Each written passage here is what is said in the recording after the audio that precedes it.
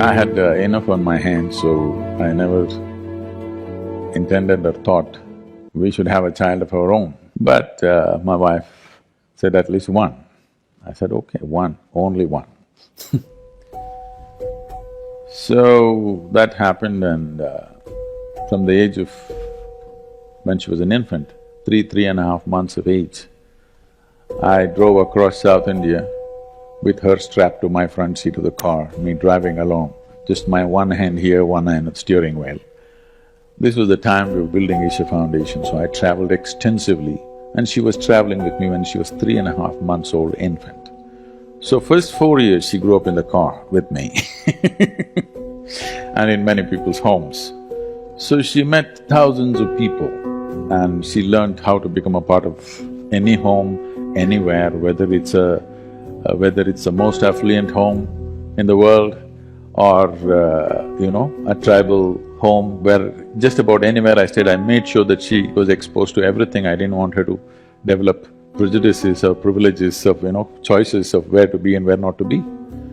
And by the time she was 3 years of age, she at least knew 1,000 people by name, whom she considered her friends, definitely not her age, all grown-up people. So the tremendous exposure to people, and I thought I won't send her to school because I never liked to go to school when I was young. So I thought, why should I put her through something? Then the only thing I could not provide her is children of her own age. So I put her to a school which is not so competitive, not so pushy. So I looked for a school which was started by J. Krishnamurti, and I put her there so that it's easy. And I said, further you go easy on my girl, because I'm not going to look at her report card. I'm not going to ask which rank you are. I'm not going to ask what are you going to become. So don't have to bother about her marks, her academics. If she plays, if she eats well, I'm happy, she's growing up, she must eat well. If she plays well, if she laughs, if she sings, if she dances, I'm fine. I'm not concerned about this because when I was in school, every test, I was very consistent. I always got 6 zeros because I never wrote a word on any page. If they insisted, I wrote my name, otherwise I wouldn't write. When the final exam came, I only worked for 35 and I always got 35, 36, I just calculated. I've never sat in an examination hall beyond 30 minutes. First bell, I'm always out. And I just calculated for what it takes to move on with my friends to the next class, and that's all I did. Why I'm saying this is, this whole thing I used to watch as a child.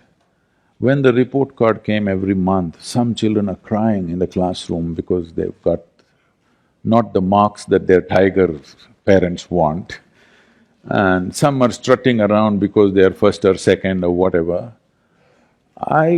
Whenever the teacher gave me the card, this report thing, I just took it and gave it to my father.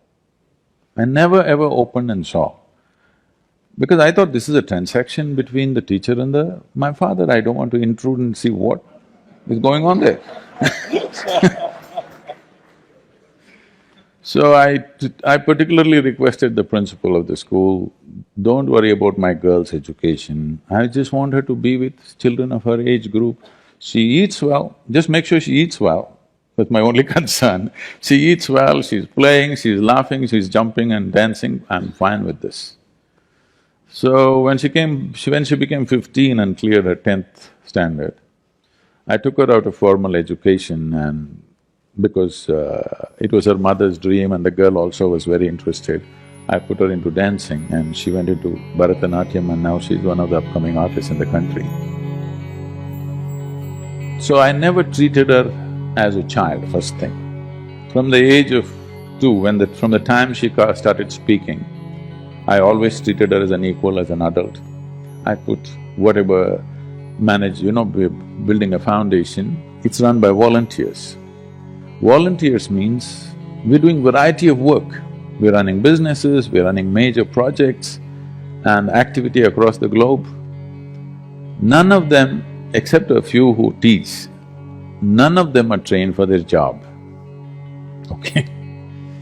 Because I can't wait and pick somebody from IIT or IIM or something. Those who get rejected by all of you, probably they come to me.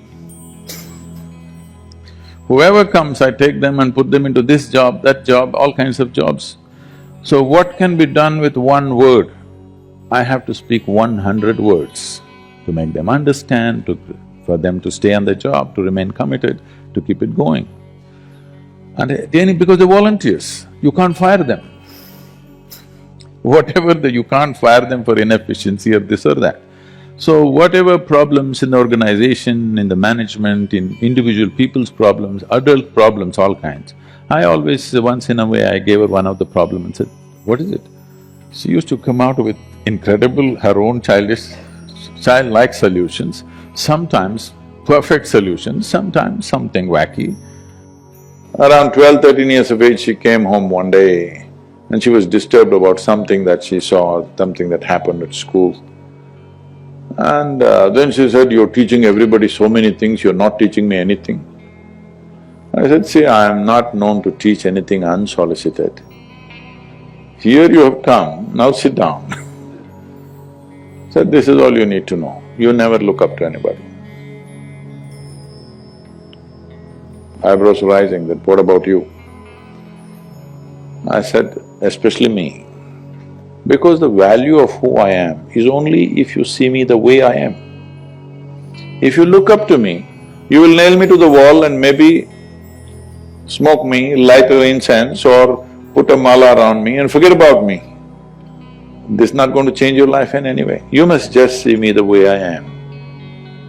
You must see me just for what I am. Then I am of immense value to you. But if you look up to me, you will miss it. So never look up to anybody, never look down on anybody. If you do this one thing, you will see everything just the way it is. Only if you see things the way they are, you can navigate effortlessly, isn't it so? This is so with life also.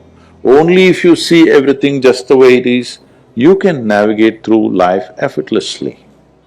This is all the ability you need to give to your child. So I always treat it as an adult, never trying to place myself above her. This is the fundamental management I did, that she need not look up to anybody nor look down to anybody, just look at level, at everything the way it is, just learning to see life just the way it is. Looking up is a lie, looking down is a lie. Looking up is coming from a certain prejudice, looking down is coming from a certain prejudice. Being able to treat every life, everything, whatever it is, this is our culture, I want you to understand. It doesn't matter if a paper, just a sheet of paper, when we were growing up, one paper, you cannot step on it. Yes? So no, many of you have grown up like this in your homes. Just a printed paper, it's nothing, maybe the news is rubbish, but you're not supposed to step on it because you educate yourself through that. If you want to step on the earth, you bow down to it. You don't look up to something or look down to something. What you do to your God, you do to everything. This not talking about in any cultural or religious way, simply I brought it forth in her life and I think it's worked out wonderfully well for her.